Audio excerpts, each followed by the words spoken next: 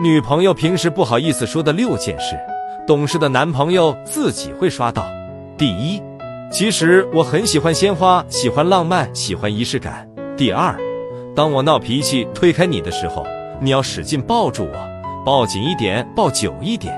第三，对你生气了，只是想让你哄哄我，不要不理我，更不要把我晾在一边。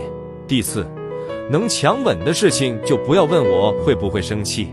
第五，我真的很想你能主动找我，陪着我，黏着我。